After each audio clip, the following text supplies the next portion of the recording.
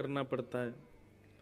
ठाकुर जी की संबंधी कोई भी वस्तु का इस प्रकार का भाव तो रखना ही चाहिए कि उसको हम ना मिटाएं, लेकिन हम जो करते हैं वो बता देते हैं। रात्रि में वैसे तो तिलक हमेशा रहे माथे पर, ऐसा विचार करो। कई जगह ऐसा कहते हैं शाम को मिटा दो, नहीं। अगर हाँ तकिया बिस्तर खराब करने की वो नहीं हो कि भाई कहीं वो लग जाए उसमें, तो बात अलग है। बाकी तो रात्रि में तिलक हम लगाते क्यों हैं? हम ठाकुर जी के हैं, ये प्रतीति बनी रहे। तो क्या रात्रि में हम ठाकुर जी के नहीं हैं? हम तो लगा के ही सो जाते हैं। और दूसरा इसके पीछे भाव ये कि भाई मृत्यु कभी भी हो सकती है। जब मृत्यु हो उस समय हमारे तन पर भगवत संबंधी चिन्ह होने चाहिए, गले में कंठी माला होनी चाहिए, माथे पर तिलक होना चाहिए। यदि मृत्यु के काल में हमारे अंग पर ये भगवत चिन्ह है तो निश्चित है कि यमदूत हमारा स्पर्श नहीं करेंगे। यमदूत समझ जाएंगे कि ये ठाकुर जी के हैं, भैया इनको नहीं लेना है। तो मृत्यु तो रात में भी हो सकती है। तो बढ़िया है, अच्छा है कि रात में तिलक लगा ही रहने दो, सवेरे बस सीधे स्नान करो, स्नान के बाद दूसरा नवीन तिलक लगाओ। लेकिन फिर भी भाव आता है सुबह भी स्नान तो करना ही है, तो क्या करें? हम तो थोड़ा जल लेते हैं और जल से तिलक वहीं वहीं घुमा करके थोड़ा उसको ऐसे पूरे माथे पर ही। अब एक और चीज है कि जो तिलक हम लगाते हैं, कई जगह सिंदूर का प्रयोग करते हैं लोग, वो मिटता ही नहीं है। कई जगह आर्टिफिशियल चंदन, आज हम कहीं गए थे तो वहां पूरा हाथ पीला पड़ गया, वो नहीं। बिल्कुल हल्दी से बना हुआ तिलक होना चाहिए, चंदन केसर का घिसा हुआ चंदन होना चाहिए। ऐसे तिलक चंदन अगर आप प्रयोग करते हैं तो उसमें जल लेकर के आप अपने ही मस्तक पर अगर थोड़ा लगा लेंगे तो वहीं पर ही व्यवस्थित हो जाएगा।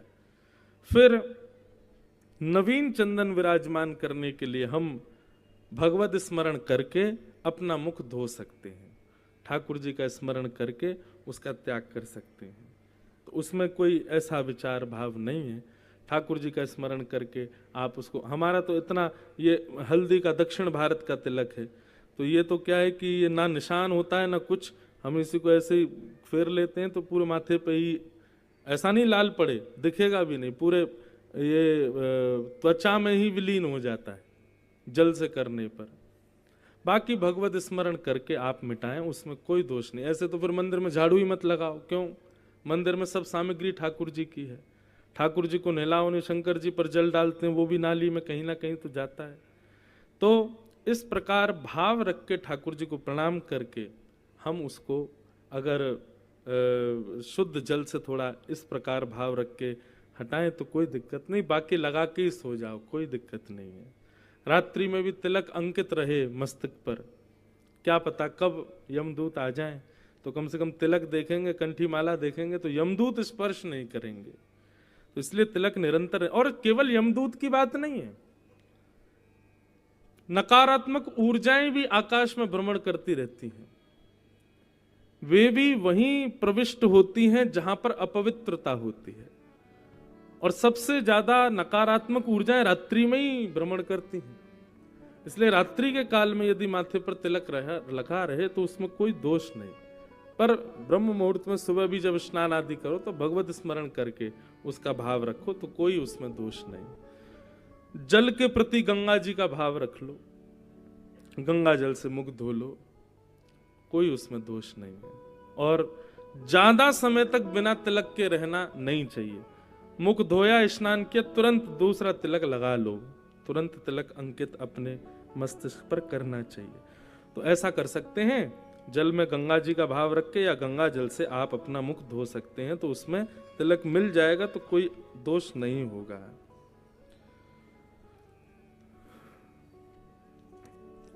कल एक 3-4 प्रश्न थे, हम कल नहीं पढ़ पाए, आज उसका उत्तर दे दें। किसी ने प्रश्न किया है, महाराज जी वैकुंठ लोक में क्या भगवान की लीला होती है? वैकुंठ में क्या होता है, वैकुंठ के बारे में कृपा करके बताएं। क्या वहां ब्रज जैसी लीला ठाकुर जी की अनुभव होती है? देखो बंधुओं, वैकुंठ का मतलब क्या है? वैकुंठ ठाकुर जी का निज निवास है।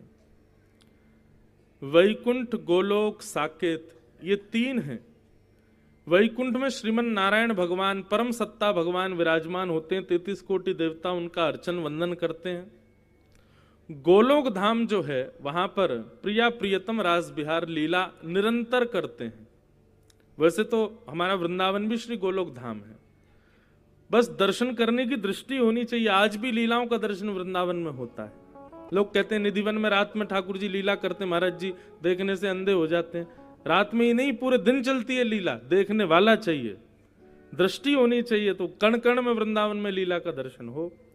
पर वैकुंठ में क्या होता है, जितना हमने गुरुजनों से सुना, बहुत ध्यान से सुनना, वैकुंठ प्राप्ति के बाद क्या होता है, आप वैकुंठ में विराजमान हो गए। वैकुंठ में असंख्य भक्त हैं, वहां ठाकुर जी भ्रमण करते हैं तो दर्शन देते हैं। जिस प्रकार हमारे यहाँ नगर में संत आते हैं, घर घर पधरामनी करते हैं, ऐसे ही वैकुंठ में ठाकुर जी अपने वैष्णवों के जो जो उनको स्थान मिले होते हैं रहने के, वहां एक एक दिन ठाकुर जी सबके यहाँ जाते हैं, सबके यहाँ की प्रसादी स्वीकार करते हैं, सबसे सेवा स्वीकार करते हैं। पर वहां ठाकुर जी भगवान के रूप में ही हैं। आप सोचो कि लाल जी की तरह लीला करें आदि, उसके लिए फिर गोलोक धाम की उपासना है, तो फिर गोलोक धाम जाना पड़ेगा। वहां ठाकुर जी निरंतर उपासना लीलाएं करते हैं, तो वहां ठाकुर जी की लीला का दर्शन होता है। वैकुंठ में ठाकुर जी भ्रमणशील रहते हैं और सब वैष्णव उनका दर्शन करते हैं, उपासना करते हैं, वंदन करते हैं, एक साथ अर्चना करते हैं। इस प्रकार वैकुंठ में होता है। हजारों लाखों वैष्णव एक साथ ठाकुर जी का गीत गोविंद गाएंगे, पुरुषोक्त गाएंगे, श्री सूक्त गाएंगे, ठाकुर जी की चरण वंदना करेंगे। अर्चना प्रधान है वैकुंठ। वैकुंठ में अर्चना ज्यादा होती है ठाकुर जी की, तो ये वैकुंठ का स्वरूप है। लेकिन लीला की उपासना यदि करनी है, लीला का दर्शन करना है, तो या तो वृंदावन को भजो या फिर वैकुंठ नाथ वैकुंठ श्री गोलोक धाम की उपासना करो, तो फिर लीला दर्शन होगा। दूसरा प्रश्न है, यदि हम ठाकुर जी से उनकी लीलाओं के दर्शन हो यह मांगते हैं तो क्या ये आसक्ति है? भगवत संबंधी कोई भी भाव हो, चाहे वो आसक्ति ही क्यों ना हो, वो दोषजन्य नहीं होती। जैसे आप संसार के किसी व्यक्ति पर क्रोध करोगे तो वो पाप है, लेकिन ठाकुर जी पर कभी भक्ति भाव से क्रोध आ जाए तो वो पाप नहीं माना जाता। लेकिन होना चाहिए आपके अंदर प्रेम भाव, तभी आप क्रोध करने के अधिकारी हो। ठीक वैसे ही भागवत में श्लोक आता है, गोप्य कामात भयात कंसः। अब काम संसार में तो पाप है, लेकिन वही गोपियां जब भगवान को काम भाव से देखती हैं तो वहां पुण्य, वो भक्ति बन जाता है। तो भगवत संबंध में किसी भी प्रकार का लोभ प्रलोभ आसक्ति ये दोषजन्य नहीं होता, वो दोष नहीं है, वो भक्ति का ही प्रकार है। यदि आप ठाकुर जी से लीला की कामना करते हो तो वो आसक्ति भी आपका गुण बन जाएगा, उसमें कोई दोष नहीं। फिर आपने कोई ऐसा प्रश्न किया है कि परिवार में संबंध जिन लोगों से हैं वो अगर शुद्ध विचारधारा वाले नहीं है तो क्या करना चाहिए? इसमें हम आपको उत्तर देंगे वही जो गोस्वामी तुलसीदास जी महाराज ने मीराबाई को दिया। मीराबाई के ससुराल के लोग जब बहुत प्रताड़ना करने लगे, बहुत ध्यान से सुनो सब लोग, इधर देखो यहां देखो, कथा सुनो एकदम। मीराबाई के पतिदेव जब पधार गए और फिर उनके देवर जी और ननद आदि उनको बहुत प्रताड़ना करने लगे, तो मीराबाई कुछ दिन तक तो सहन करती रही, कोई बात नहीं कोई बात नहीं कह करके स्वीकार करती रही। बहुत दिनों तक कोई शिकायत नहीं किया, सब सहन किया। लेकिन एक दिन जब थोड़ी, वैसे तो असहज नहीं हुई थी मीराबाई, उनको सहन करने में वो बिल्कुल निपुण थी और सहन कर लेती, लेकिन बस उनके मन में ये भाव आया, मैं ऐसे लोगों के साथ रहती हूँ जिनको ठाकुर जी से कोई संबंध ही नहीं है, ऐसे लोगों का संग करना चाहिए कि नहीं। तो उन्होंने गोस्वामी तुलसीदास जी को एक पत्र भेजा और गोस्वामी जी से कहा कि आप आज्ञा करें मैं क्या करूं। तब गोस्वामी जी ने एक पंक्ति लिख करके मीराबाई को भेजी, जाके हियन राम वै देहि तजिए ताहि कोटि वैरिसम यद्यपि परम स्नेहि। जिसके हृदय में श्री राघवेंद्र सरकार नहीं है, जिसके हृदय में हमारे मदन गोपाल नहीं है, जिसके हृदय में ठाकुर जी के प्रति स्नेह नहीं है, वो चाहे कितना भी अपना हो, तजिए ताहि कोटि वैरिसम यद्यपि परम स्नेही, करोड़ों बैरियों के समान उसका त्याग कर दो, चाहे वो कितना भी आपका अपना क्यों ना हो। जो ठाकुर जी का नहीं उससे हमारा क्या संबंध। लेकिन बंधु एक बात, इसी गुना की बात है, पिछली बार जब मैं कथा करने आया था तो एक बालक आया भोपाल से, पता नहीं इस वर्ष आया कि नहीं, वो भोपाल से आया, उसके साथ में ठाकुर जी थे और इंजीनियरिंग शायद कर रहा था उस समय। और उसने आकर के मुझे बताया, बोले महाराज जी मेरे पिताजी मुझे बहुत मारते हैं। मैंने कहा क्यों मारते हैं? बोले क्योंकि मैं ठाकुर जी की सेवा करता हूँ, मैं ठाकुर जी की भक्ति करता हूँ, मैं पढ़ता हूँ, सब ठीक है, अपना सब कार्य आदि भी करता हूँ, पर मेरे पिताजी को ये बिल्कुल प्रिय नहीं कि मैं ये भक्ति भाव आदि। बोले मैं यहाँ भी झूठ बोल करके आया हूँ कि मैं कथा में जा रहा हूँ। महाराज जी आप कहते हैं माता पिता का त्याग नहीं करना चाहिए, माता पिता सर्वश्रेष्ठ होते हैं, लेकिन माता पिता यदि भगवत भजन में इस प्रकार वादक बने तो क्या करना चाहिए? मैंने कहा सबसे पहले भैया देखो, जो उनको उत्तर दिया वो बता रहे हैं, माता पिता के प्रति कभी दोष नहीं आना चाहिए, चाहे उनमें लाख अवगुण हो। ये बालक का उसी समय भजन खत्म हो जाता है, बालक का उसी समय सब भाव खत्म हो जाता है जिस दिन उसको अपने पिता या मां में दोष दिख गए। प्रहलाद जी ने कभी हिरण्यकश्यप का त्याग नहीं किया, वो उनके पिताजी थे, राक्षस थे, भगवान को गालियां देते थे, प्रहलाद को भी खूब उत्पीड़न करते थे, लेकिन प्रहलाद जी ने कभी अपने पिता को कभी दोष बुद्धि से नहीं देखा। तो जब ऐसी स्थिति आती है कि परिवार का ऐसा व्यक्ति जिसको हम छोड़ ही नहीं सकते वो भगवान का बैरी हो जाए तो हम क्या करें? तो हम मानवों को भगवान ने एक कला दी है, हम नाटक करना बहुत अच्छा जानते हैं। संबंध एक व्यवहार मात्र है, उस व्यवहार को निभाओ। आप अपने उस व्यवहार को मत छोड़िए, मां के प्रति, पिता के प्रति, पत्नी के प्रति, पति के प्रति तन से उसका त्याग मत कीजिए।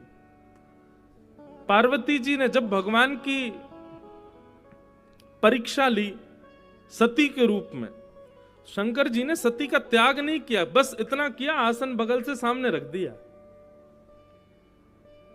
अब आप हमारे बगल में नहीं, अब आप सामने बैठो। ऐसा नहीं कहा कि सती तुम चली ही जाओ, हम तुम्हारे साथ रहेंगे, नहीं, रहो साथ में, लेकिन जो स्थिति हृदय में आपकी थी वो हृदय में नहीं है। हाँ, तन से हम पति पत्नी संग रहेंगे, सब बात है, सब भाव है, पर अब मैं हृदय से आपको वो स्थान नहीं दे सकता।